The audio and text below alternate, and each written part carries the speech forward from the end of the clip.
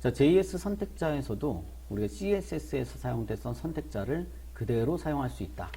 본문에 P라는 태그, 역시 이것은 문단이다. 이렇게 표현을 해서 예를 들어 보겠습니다.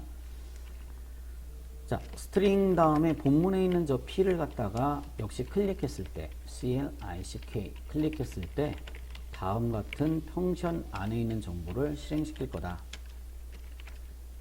뭘 실행시킬 거냐면요, 역시 색깔이 바뀌는 걸로 표현을 해보겠습니다.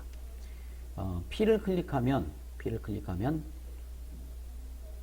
글자의 색깔이 빨간색으로 바뀐다. 그러면 내가 클릭한 것만 이라고 아까 표현한다 그러면 this를 써야 된다고 했죠. this 클릭한 것만 점 글자의 색깔이 빨간색으로 바뀐다. CSS 메소드를 이용해야 되고요. 여기 안에 글자의 색깔 컬러라는 속성 콜론 그리고 값은 레드 이 표현은 this란 클릭한 P를 얘기하는 거다. P 자기 자신을 글자 색깔을 빨간색으로 지정한다 라는 의미.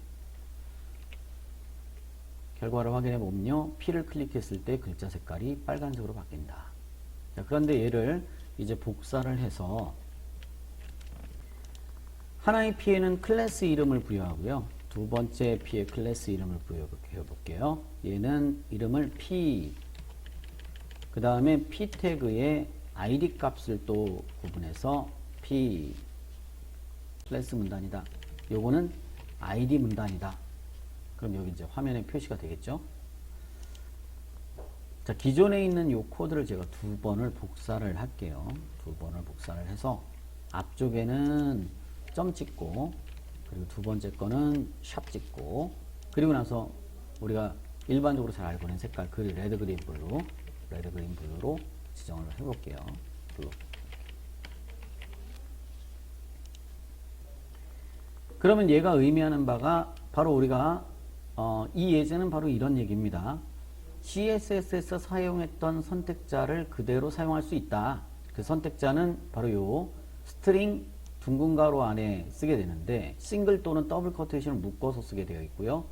요소 선택자를 사용할 수도 있고 클래스 선택자를 사용할 수도 있고 ID 선택자를 사용할 수도 있다.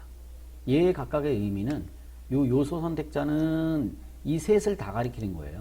이 셋을 다 가리키는 거고, 그 다음에 이 클래스 선택자는 딱 요 클래스, P 클래스 이름이 P인 거, 요거만 딱 가리키는 거죠. ID 선택자의 경우도 딱 요 ID,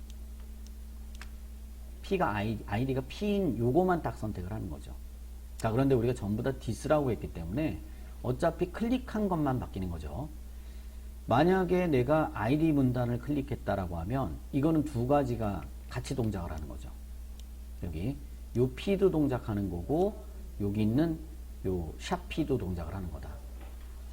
두 개 같이 지정되게 하기 위해서 하나는 좀 바꿔볼게요. 일반적인 P는 배경 색상으로 바꿔보겠습니다. 배경 색상을 바꿀 때는 두 가지였습니다. 백그라운드 칼라 빼기 칼라, 즉 CSS하고 동일하게 표현할 때는 반드시 싱글 쿼테이션을 묶어 주셔야 되고, 요 위에 것도 바꿀게요. 만약에 싱글 쿼테이션을 찍기 싫으면 카멜 표기법으로 표기를 해야 된다라고 했습니다. 두 개 이상의 단어일 경우에는 두 번째 단어부터는 첫 글자를 대문자로 표기한다. 그게 카멜 표기법이었어요. 이렇게 표시하셔야지 된다. 두 가지 방법이었습니다. CSS의 속성 이름처럼 그대로 표현하려면 싱글 쿼테이션을 묶어 주셔야 되고, 그 다음에 카멜 표기법으로 표현하면 싱글 쿼테이션을 묶지 않아도 된다. 일반적인 거는 싱글 쿼테이션이나 더블 쿼테이션을 묶는 게 기본이에요. 그래서 이렇게 카멜 표기법으로 했다 하더라도 묶어도 상관없습니다. 묶어도 상관없다. 묶는 거는 오류가 아니에요.